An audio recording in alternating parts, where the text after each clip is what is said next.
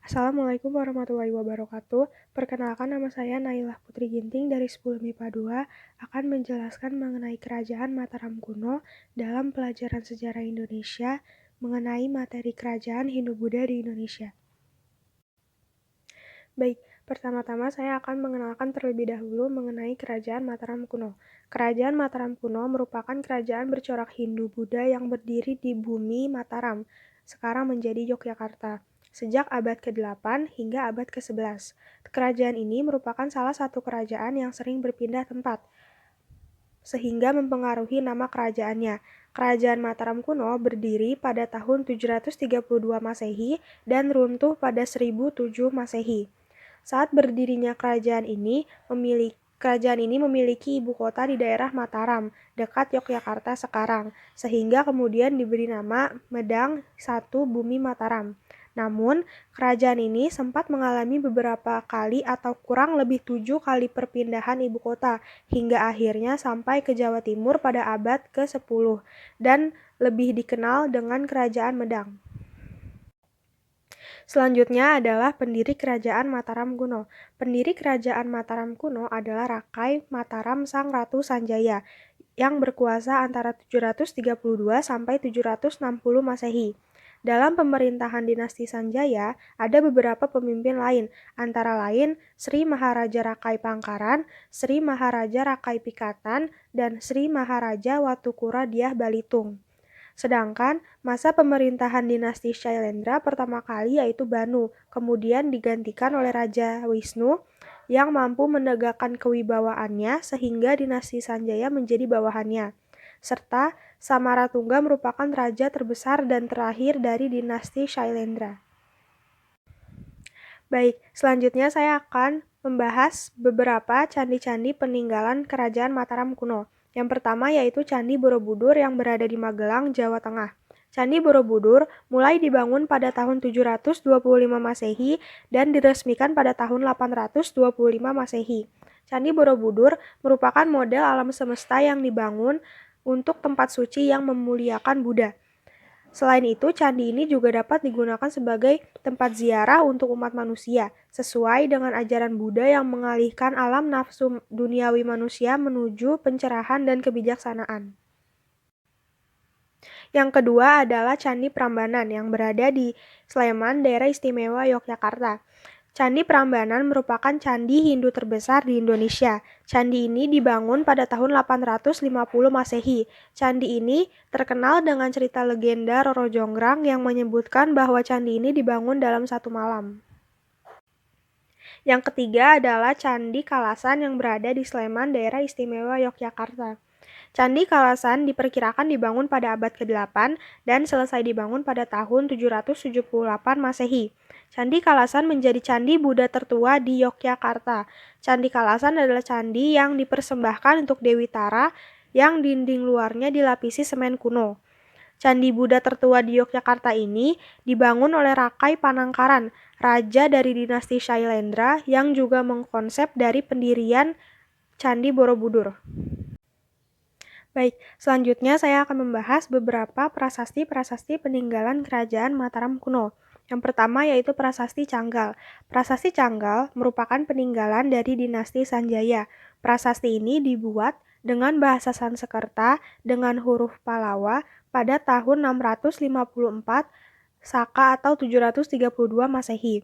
Isi Prasasti Canggal diantaranya mengisahkan tentang Raja Sanjaya yang memerintah pendirian Lingga Siwa di atas Bukit Kunjara Kunja. Yang kedua adalah Prasasti Balitung. Prasasti Balitung juga disebut sebagai Prasasti Mantiasi atau Prasasti Tembaga Kedu. Merupakan prasasti berangkat tahun 907 Masehi yang berasal dari Wangsa Sanjaya, Kerajaan Mataram kuno. Prasasti ini dibuat sebagai upaya melegitimasi atau kewenangan Balitung sebagai pewaris tahta yang sah, sehingga menyebutkan raja-raja sebelumnya yang berdaulat penuh atas wilayah Kerajaan Mataram kuno. Dan yang terakhir adalah Prasasti Kelurak. Prasasti Kelurak merupakan prasasti batu berangka tahun 782 Masehi. Secara garis besar, isinya adalah tentang didirikannya sebuah bangunan suci untuk Arka Majusri atas perintah Raja Indra yang bergelar Sri Sanggra Madda Nanjaya. Menurut para ahli, yang dimaksud dengan bangunan tersebut adalah Candi Sewu yang terletak di kompleks Percandian Prambanan. Selanjutnya, saya akan membahas mengenai masa kejayaan Kerajaan Mataram kuno. Dinasti Shailendra muncul pada akhir abad ke-8, dan pada periode kepemimpinannya ini menjadi masa keemasan bagi Kerajaan Mataram kuno. Perkembangan terjadi di berbagai bidang, seperti politik, ilmu pengetahuan, budaya, kesenian, dan sosial. Raja pertama Kerajaan Mataram kuno dari dinasti Shailendra adalah Sri Dharmatungga. Pada masa kepemimpinannya, konon wilayah kekuasaannya mencapai semenanjung Malaka. Setiap berganti raja, keadaan kerajaan Mataram kuno semakin gemilang dan termasyur.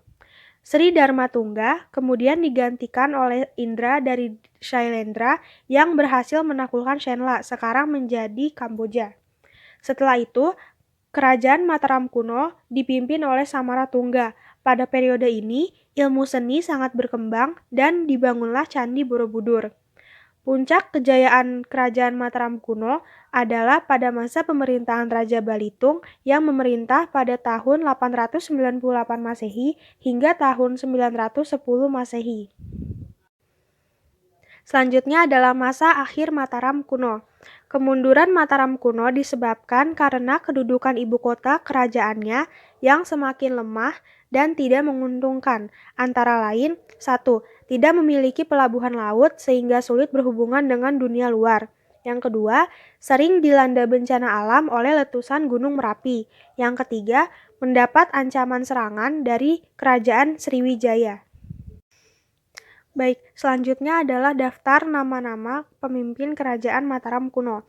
Yang pertama adalah Rakai Mataram Sang Ratu Sanjaya, menjadi pendiri kerajaan Mataram kuno. Berkuasa dari tahun 732 sampai 760 Masehi.